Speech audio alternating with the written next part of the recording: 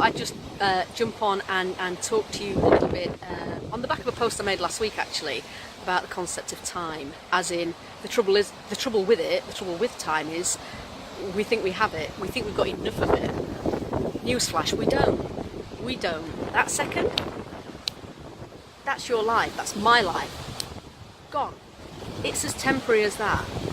We never know what the next second, let alone the next day, month, year is going to bring. And yet far too many of us put off until tomorrow, or Friday, or I'll wait while Monday and I'll tell him on Monday, or can't wait for this term to finish. If you're an educator, the educators out there will understand what I mean when we say we count the terms down in sleeps until the next school holiday. Or we get to Christmas and we're already planning summer. Maybe got 6, 7, 8 months before our summer holidays, but we're wishing it away so we can get on the beach and fry. And that's great. It's good to have something to look forward to. But the thing is, we give it away. Time, like our money, is precious, guys. Once we've spent it, we can't ever get it back. This life, this gig, it's a temporary job. All right? It is the most temporary job you will ever have. And it's important to make use of the time that we've all been gifted. Now, as far as that goes, individually, when it comes down to our individual lives, separately, none of us know how much we've got. None of us. You could live to be 30, you could live to be 70. I saw a lady on the news the other day, 112. Fair play, and she had all the marbles. Bonus. However, the time we have here is finite, we just don't know how long it is. But what we can do is look at you, look at me, and say to each other, actually, in this next 24 hours, Sue, we've both got exactly the same amount of time. We've got 86,400 seconds. How much of that do you use wisely? How much of it do you, do I, do we all, how much do we use to look after the number one priority in our lives? That of us. Now that sounds selfish. It's not meant to be selfish. It's very definitely not meant to be self-centered, but it is vitally, vitally important. It's really important that we understand that, you know what, if I don't look after me, then pretty much everything in my life is going to collapse around me. Now that also sounds very arrogant, and depending on your circumstances, it might not be true. However, most of us, male and female, we have jobs, we have careers, we have businesses, we have families, we have pets, we have elderly dependent relatives, we've got the shopping to do and the washing to do, we have dentist appointments to keep and medical appointments to make sure that we don't miss. And all of that is dictated to us along the lines of man-made reminders, clocks, stopwatches, Google Calendar, schedulers, appointment systems, CRM systems. If you're in business, you'll know what I mean by that. And our life is dictated to us on many levels. However, we forget that we're in charge. We forget that we are in charge of each amount of 86,400 seconds that we're gifted every single day. Now, life is temporary. The seasons are temporary. Time is temporary. It won't be long before it's 4 o'clock, and then it'll be 5 o'clock, and before when you get to the end of your day, each and every one of your days, how many of us can actually, in all honesty, say two things? Number one, I made this day count in a way that matters to me and mine, my family, my friends, whoever. And number two, I didn't actually waste any of it. Really. Think about that. Reflect at the end of each and every day. How much of today have I given away? Either because I'm buying into somebody else's schedule, because I haven't taken care of myself, because I forgot to do something, or I've put off doing something because I can do it tomorrow. I can always do it tomorrow. Now, if you put off doing something until tomorrow and you don't make it until tomorrow, now the chances of you knowing that are slim to none, I guess, especially in the way that we view time here. However, it could be disastrous for the people you leave behind. The time to say I love you is now. The time to say I'm sorry is now. The time to say I don't get that, I don't understand is now. To apply for the job, buy a new house, book that holiday, whatever, is now.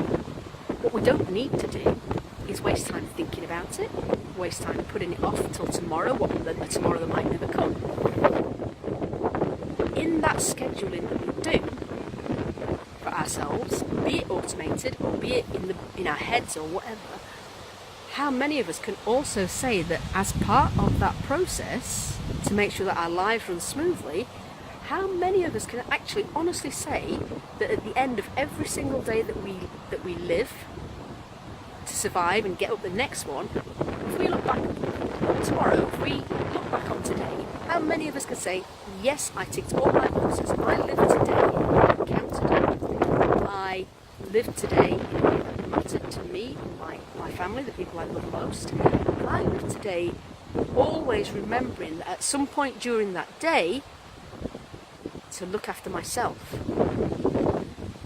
If you have a list of 10 things to do, 100 things to do, an endless list of things to do, when you go to bed tonight, if you can't say to yourself, actually today I did something for me, all of the above count for nothing. Have you ever been on an aeroplane and they do this pre-flight safety checks and they say, in the event of an emergency, the oxygen mask will fall down. You take your own oxygen mask and you breathe as deeply as you can before you try and tend to anybody else? That's aimed at you. If you don't look after yourself, if you don't feed the 5 separate yet interdependent parts of your whole self every day, you're going to run out of oxygen sooner or later, probably permanently. You probably will be overwhelmed and burned out and stressed out, but much like a car without fuel, you're not going anywhere. Time is finite, that's a fact. Life is temporary, that's a fact. By definition, we are both finite and temporary. Now, I don't know about you guys, but I fully intend being around for another, 30, 40, 50 years. That'd be good, wouldn't it?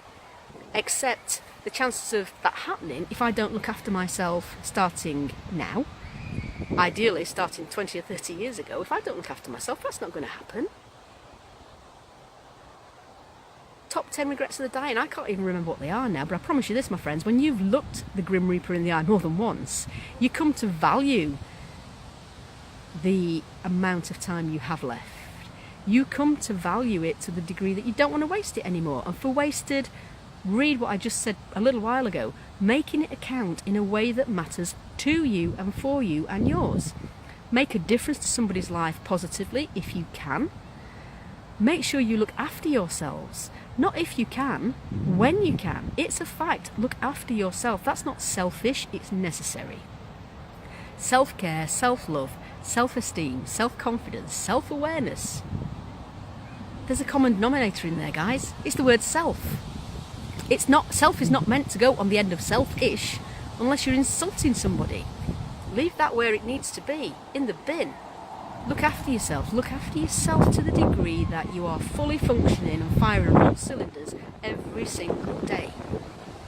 Don't put off till tomorrow what you can definitely do today.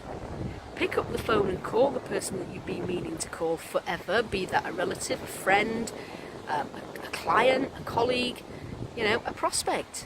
Do something that's going to make a difference to your life positively. And I promise you, not only will you thank yourself because you'll start to feel better about yourself, then you will start to realise that actually living life on my terms in my own way with a purpose and passion for me and mine not only isn't selfish, it's beneficial.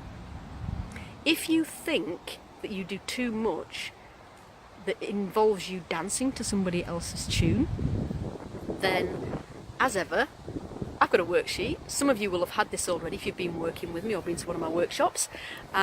Incidentally, workshops, watch out for that. There'll be an announcement coming soon. But apart from that, I'll pop it in the files folder.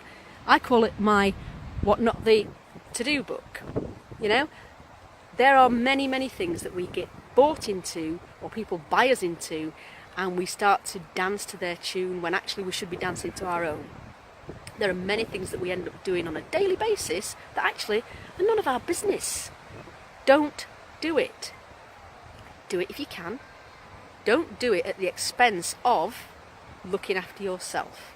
If you run out of fuel, you ain't going nowhere. I work with people all day long these days, people who are overwhelmed, stressed out, burned out, and become often really poorly because they don't have enough time left in their day for them. They don't have enough me time.